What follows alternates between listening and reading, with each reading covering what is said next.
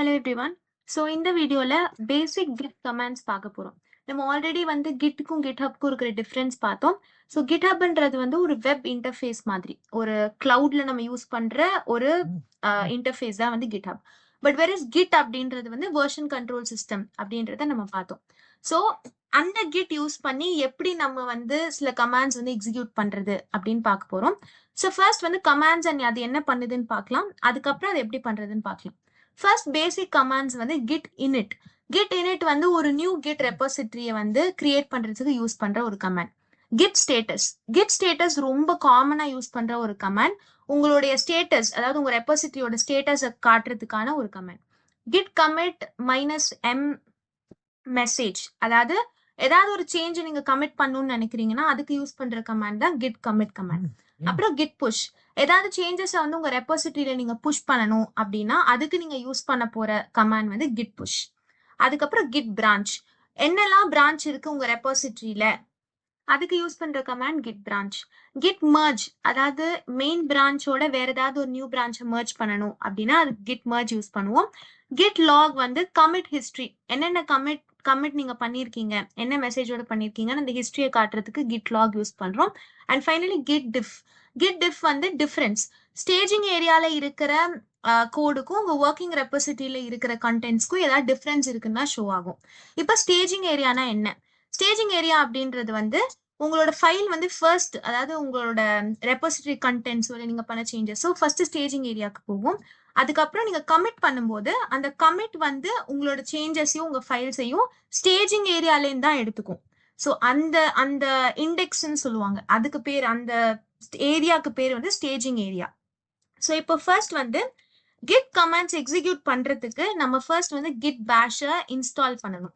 So அதுக்கு வந்து உங்களுக்கு என்ன ப்ரௌசர் வேணுமோ அந்த வெப் ப்ரௌசருக்கு போயிட்டு git bash download அப்படின்னு சர்ச் பண்ணீங்கன்னா ஃபர்ஸ்ட் லிங்க், அதாவது கிட் டவுன்லோட்ஸ்னு வரும். ஸோ கிட்டோட அஃபீஷியல் வெப்சைட்லேருந்து நம்ம டவுன்லோட் பண்ணணும். இங்கே டவுன்லோட் ஃபார் விண்டோஸ்னு ஒரு ஆப்ஷன் இருக்கும், அதை வச்சு நீங்க வந்து டவுன்லோட் பண்ணிக்கலாம். இன்கேஸ் உங்க ஓஎஸ் வந்து மேக்கா இருந்தாலும் லினக்ஸா இருந்தாலும் அதை கிளிக் பண்ணி நீங்க டவுன்லோட் பண்ணிக்கலாம். ஸோ நான் வந்து ஆல்ரெடி டவுன்லோட் பண்ணிட்டேன். ஸோ நான் திருப்பி டவுன்லோட் பண்ண போறது இல்லை. அதுக்கப்புறம் உங்க ஸ்டார்ட் மெனுல போய் கிட் பேஷ் அப்படின்னு நீங்க சர்ச் பண்ணும்போது இந்த மாதிரி ஒரு ஸ்கிரீன் வந்து டிஸ்பிளே ஆகும். ஸோ இதுதான் வந்து உங்க கிட் பேஷ். அண்ட் நம்ம கிட் கமெண்ட்ஸ் எல்லாத்தையுமே நம்ம கிட் பேஷ்ல தான் வந்து எக்ஸிக்யூட் பண்ணி அவுட்புட் பார்க்க போறோம். ஸோ ஃபர்ஸ்ட் நம்ம பார்க்க போறது வந்து ஒரு ரெபாசிட்டரியை இனிஷியேட் பண்றது. இப்போ ரெபாசிட்டரினா என்னன்னா, நம்ம பிசில நார்மலா எப்படி ஃபோல்டர்ஸ் வச்சு அதுக்குள்ள ஃபைல்ஸ் போடுறோம், அதே மாதிரி கிட்ஹப்ல வந்து நம்ம ரெபாசிட்டரி வச்சிருக்கோம். இப்போ ரெபாசிட்டரி எப்படி கிரியேட் பண்ணணும் அப்படின்றதுல நம்ம ஃபியூச்சர் வீடியோஸ்ல பார்க்கலாம். பட் இப்போதைக்கு பேசிக்கா நம்ம தெரிஞ்சுக்க வேண்டியது, ஒரு ரெபாசிட்டரி யூஸ் பண்ணி அதுலேருந்து கிட் கமாண்ட்ஸ் எப்படி நம்ம வந்து எக்ஸிக்யூட் பண்றதுன்னு பார்ப்போம். இப்போ ரெபாசிட்டரி இனிஷியேட் பண்றதுக்கு git init அப்படின்னு கொடுத்து என்டர் கொடுத்தோம்னா ஒரு நியூ ரெபாசிட்டரி வந்து உங்களுக்கு கிரியேட் ஆயிருக்கும். இந்த கிட் அப்படின்ற இந்த பாத்ல வந்து எனக்கு வந்து ஒரு எக்ஸிஸ்டிங், நான் ஆல்ரெடி வந்து இந்த கமாண்ட் எக்ஸிக்யூட் பண்ணதுனால எனக்கு ரீஇனிஷியலைஸ்டுன்னு வருது. நீங்க ஃபர்ஸ்ட் டைம் இதை பண்றீங்க, கிட் இனிட் நீங்க ரன் பண்ணும்போது உங்களுக்கு வந்து இனிஷியலைஸ்டு கிட் ரெபாசிட்டரி இன் இந்த பாத் அப்படின்னு வரும். ஸோ இது வந்து ஒன் வே ஆஃப் இந்த இனிஷியலைஸ் பண்றதுக்கு இது ஒரு வே. பட் இன்னொரு வேலை நம்ம வந்து ரெபாசிட்டரி இனிஷியலைஸ் பண்ணலாம். அது வந்து நம்ம கிட்ஹப் இன்டர்ஃபேஸ்லயே, அதாவது நம்ம ஃபியூச்சர் வீடியோஸ்ல பார்க்கலாம் எப்படி நம்ம ரெபாசிட்டரி கிரியேட் பண்றதுன்னு. பட் இப்போதைக்கு இந்த வீடியோக்காக நான் ஆல்ரெடி ஒரு ரெபாசிட்டரி கிரியேட் பண்ணி வச்சிருக்கேன். ஸோ நம்ம யூசர் நேம், நம்ம ப்ரொஃபைல்குள்ள நான் வந்து label_labs அப்படின்னு ஒரு ரெபாசிட்டரி கிரியேட் பண்ணி வச்சிருக்கேன். இந்த ரெபாசிட்டரியில இருக்கிற ஒரே ஒரு ஃபைல் இந்த readme.md ஃபைல் மட்டும்தான். நான் வேற எந்த ஃபைலுமே ஆட் பண்ண போறது இல்லை. ஸோ இப்போ இந்த ரெபாசிட்டரியை வந்து நான் என்னோட லோக்கல் கம்ப்யூட்டர்ல க்ளோன் பண்ணணும். க்ளோன் அப்படின்னா கிட்ஹப்ல இருந்து இருக்கிற இந்த ரெபாசிட்டரியை எடுத்து என் லோக்கல் கம்ப்யூட்டருக்கு நான் வந்து டிரான்ஸ்ஃபர் பண்ணணும். ஸோ இதுக்கு வந்து நான் க்ளோன் அப்படின்னு சொல்லுவாங்க. ஸோ இதை வந்து எக்ஸிக்யூட் பண்றதுக்குன்னா git clone அப்படின்னு கொடுத்துட்டு இந்த ரெபாசிட்டரிக்குள்ள போய் இந்த கோட் அப்படின்ற இந்த டிராப் டவுனை கிளிக் பண்ணா இங்க எனக்கு ஒரு லிங்க் வரும். இந்த லிங்கை காப்பி பண்ணி நான் இங்க பேஸ்ட் பண்ண போறேன். இப்போ நான் வந்து அங்க என்னோட கிட்ஹப்ல இருந்த என்னோட ரெபாசிட்டரியோட கண்டென்ட்ஸ் எல்லாமே என்னோட லோக்கல் கம்ப்யூட்டருக்கு டிரான்ஸ்ஃபர் ஆக போகுது. ஸோ நான் என்டர் கிளிக் பண்ணும்போது cloning into label_labs receiving objects 100% done, அதாவது அங்க நான் கொடுத்திருந்த என்னோட கண்டென்ட்ஸ், அங்க என்னெல்லாம் கண்டென்ட்ஸ் இருந்துச்சோ அந்த கண்டென்ட்ஸ் எல்லாமே என் லோக்கல் கம்ப்யூட்டருக்கு ட்ரான்ஸ்ஃபர் ஆயிடுச்சு அப்படின்னு வருது. ஸோ ஃபர்ஸ்ட் நம்ம இந்த கிட் கமெண்ட்ஸோட ஃபர்ஸ்ட் ஸ்டெப் வந்து நம்ம ரெப்போசிட்டரியை வந்து இனிஷியலைஸ் பண்றது.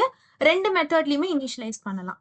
செகண்ட் ஸ்டெப் வந்து இந்த ரெப்போசிட்டரிக்குள்ள நம்ம போகணும். பிகாஸ் இந்த ரெப்போசிட்டரிக்குள்ள தான் நம்ம எல்லா விஷயமும் பண்ண போறோம். இந்த மர்ஜ் பண்றது, புஷ் பண்றது, கமிட் பண்றது இது எல்லாமே.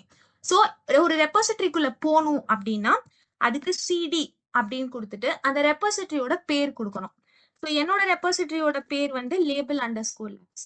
ஸோ இதை கொடுத்து நான் என்டர் பண்ணும்போது இப்போ நான் வந்து என்னோட ரெப்போசிட்டரிக்குள்ள இருக்கேன். இப்போ இந்த ரெப்போசிட்டரிக்குள்ள நான் இருக்கேன்றதை செக் பண்றதுக்கு இதுக்குள்ள என்னெல்லாம் கண்டென்ட்ஸ் இருக்குன்னு நம்ம பார்க்கணும். ஸோ அதை செக் பண்றதுக்கு எல்எஸ் அப்படின்னு நான் கிளிக் பண்ணேன்னா readme.mdன்னு வருது. நான் அங்க ரெப்போசிட்டரியில ஒரே ஒரு ஃபைல் தான் வச்சிருந்தேன். ஸோ அந்த ஃபைல் இங்க வந்து சக்சஸ்ஃபுல்லி ப்ரெசென்டா இருக்கு அப்படின்னு வருது. ஸோ இப்போ நான் என்னோட ரெப்போசிட்டரியில இருக்கேன்றது கன்ஃபார்ம் ஆயிடுச்சு.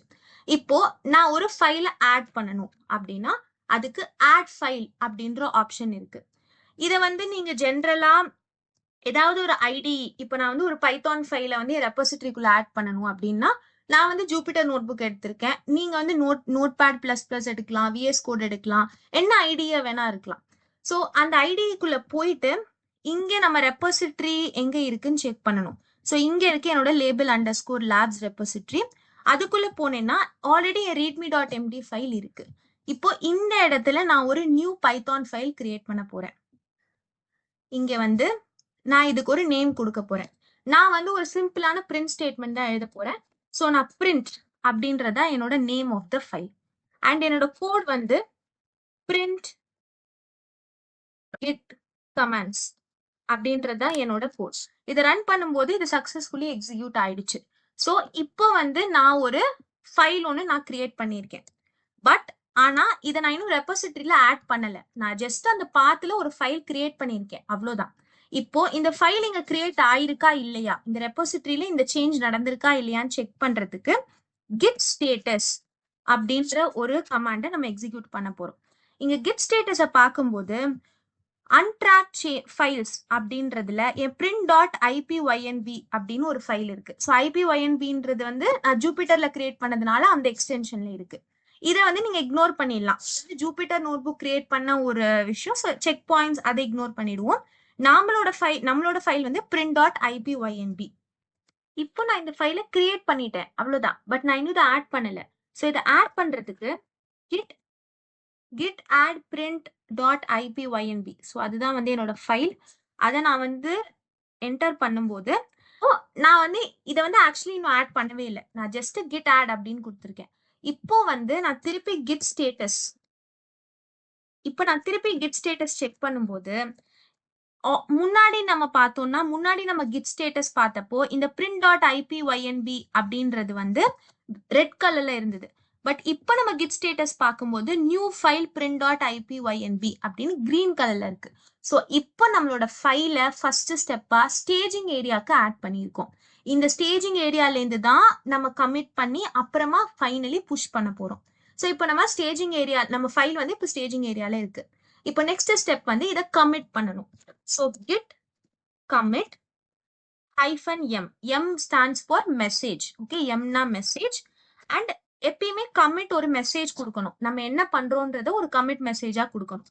இப்போ நான் வந்து added a python file அப்படின்றத என்னோட கமிட் மெசேஜ். இப்போ நான் என்டர் பண்ணும்போது added a python file. So இதுல எனக்கு எந்த எரரும் வரல, கமிட் மெசேஜ். இப்போ நம்ம என்ன ஆச்சுன்னா நம்ம கமிட் வந்து ஸ்டேஜிங் ஏரியாலேருந்து நம்மளோட ஃபைலை எடுத்துடுச்சு.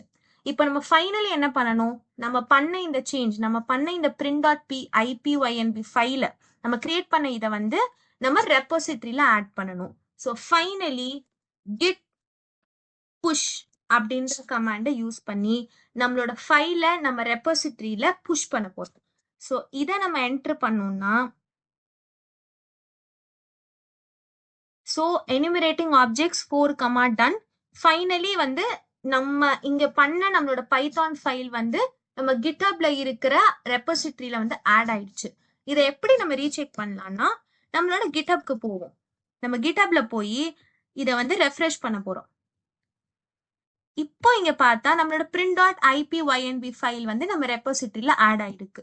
இதை ஓபன் பண்ணி பார்த்தோம்னா அங்க நம்ம ஒரு கோட் எழுதணும்ல print git commandsனு, அந்த கோட் வந்து இங்க டிஸ்ப்ளே ஆகும். ஸோ இங்க பார்த்தோம்னா நம்ம பிரிண்ட் கிட் கமாண்ட்ஸ் அப்படின்ற இந்த கோட் வந்து இங்க டிஸ்ப்ளே ஆயிருக்கு.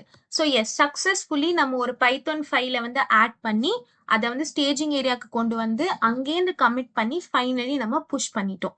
ஸோ இப்படிதான் வந்து ஒரு ரெப்போசிட்டரி கிரியேட் பண்ணி கிட் கமாண்ட்ஸ் மூலமா ஒரு ஃபைலை வந்து நம்மளால ரெப்போசிட்டரியில ஆட் பண்ண முடியும். ஸோ இன்னும் சில காமனான கமாண்ட்ஸ் என்னன்னா கிட் லாக்.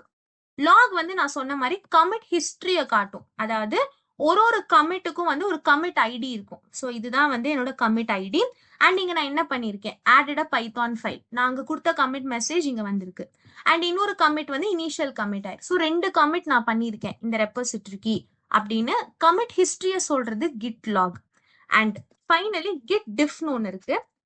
கிட் டிஃப் எதுக்கு யூஸ் பண்ணுவோம் அப்படின்னா, இன்கேஸ் உங்க ஃபைல் ஸ்டேஜிங் ஏரியால இருக்கும்போது உங்களோட ஒர்க்கிங் டைரக்டரிக்கும் உங்க ஸ்டேஜிங் ஏரியால இருக்கிற ஃபைல்ஸ்க்கும் டிஃபரன்ஸ் என்னன்னு பாக்குறதுக்கு கிட் டிஃபரன்ஸ் யூஸ் பண்ணுவோம். பட் நாம வந்து ஆல்ரெடி ஸ்டேஜிங் ஏரியால இருந்து நம்மளோட ஃபைலை வந்து புஷ் பண்ணிட்டோம் ரெப்போசிட்டரிக்கு. ஸோ இப்போ ஸ்டேஜிங் ஏரியால எந்த ஃபைல்ஸும் கிடையாது. அதனால கிட் டிஃப் வந்து எனக்கு எந்த அவுட்புட்டும் கொடுக்கல. ஸோ எஸ், இவ்வளவுதான் வந்து கிட் கமாண்ட்ஸ். இதெல்லாம் ரொம்ப பேசிக்கான கமாண்ட்ஸ் தான். இன்னும் ஒரு கமாண்ட் இருக்கு. ஸோ நம்ம வந்து git inits, git status, git commit, git push, branch. Branch வந்து என்னென்ன பிரான்ச்சஸ் இருக்கு அப்படின்னு காட்டுறதுக்கு நம்ம பிரான்ச் யூஸ் பண்ணுவோம். ஸோ இப்போதைக்கு என் ரெப்போசிட்டரியில ஒரே ஒரு மெயின் பிரான்ச், அதாவது கிட்டபோட டிஃபால்ட் மெயின் பிரான்ச் மட்டும்தான் இருக்கு. இன்கேஸ் நீங்க ஃபியூச்சர்ல ஏதாவது பிரான்ச்சஸ் ஆட் பண்ணீங்கன்னா அந்த பிரான்ச்சஸும் சேர்த்து லிஸ்ட் ஆகும். ஸோ இன்னும் ஒரு கமாண்ட் லெஃப்ட் அவுட், அது வந்து கிட் மர்ஜ். பட் மர்ஜ் நம்ம இந்த வீடியோல பார்க்க மாட்டோம், அதுக்குன்னு தனியா ஒரு வீடியோ இருக்கு. அந்த மர்ஜ் வீடியோல வந்து மெயின் பிரான்ச்சையும் நம்ம கிரியேட் பண்ற நியூ பிரான்ச்சையும் எப்படி மர்ஜ் பண்றது கிட் யூஸ் பண்ணி அப்படின்றத பார்ப்போம். ஸோ எஸ், இவ்வளவுதான் இந்த வீடியோ. அண்ட் ப்ராக்டிஸ் பண்ண இதெல்லாம் ரொம்ப ஈஸியான கமாண்ட்ஸ் தான். உங்களுக்கு ப்ராக்டிஸ் பண்ண ஈஸியா புரியும். தேங்க்யூ.